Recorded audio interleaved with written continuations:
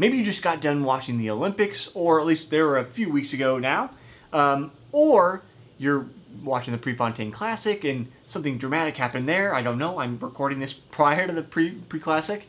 Or maybe you are a sprinter looking for an edge. In any case, you're trying to figure out, is it legal to dive in track and field?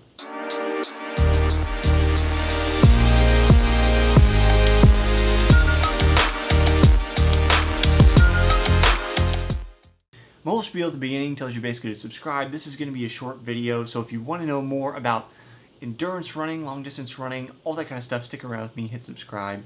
But the short answer to your question, so you're not spending 5 minutes to get the answer, is yes, it is legal to dive in track and field. But it's a little more complicated than that, because we've actually looked at the mechanics and the situation of diving in track and field, and you often see it in these very dramatic finishes where it's going to be this person, the other person, and somebody dives and then they end up edging out the other person.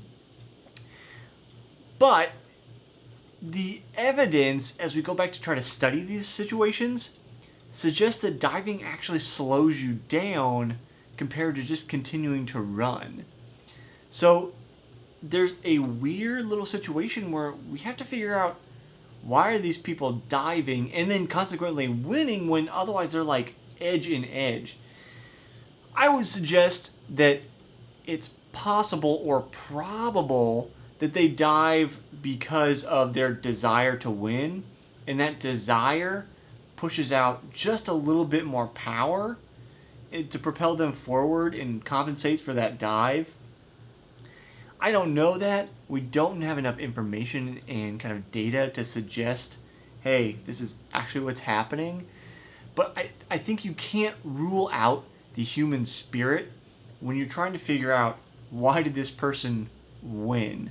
We can look at the mechanics of it, we can look at all that stuff, but at the end of the day, it's our minds that control our bodies. And if you're equally matched physically, but somebody else has a slight mental edge on you, then they're going to be able to perform to a higher level because they can get more out of their body. And that's my educated guess as to why the people that diving often end up winning. I'm sure there are cases of people diving that did not win, but they're not as dramatic and they're not as retold, because it was like, oh, he dove and he still lost, okay, let's move on, versus like, the like Superman dive back from 2019 from the SEC championships,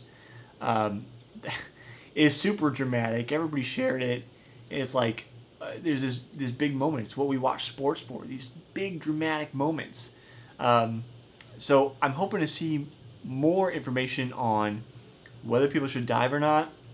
I don't think it's going to be a coached strategy anytime soon. But yes, it is legal. You can do it as long as you don't impede another runner. Then it is perfectly fine to dive, even if it doesn't make sense by physics, and it may not make sense safety-wise. You can do it. So, if you have any questions for me about track and field, about running, about long distance running, about who knows what, leave them down in the comments below. I'll make a video just for you here in the future. I'll see you next time on the next episode of Runner's High.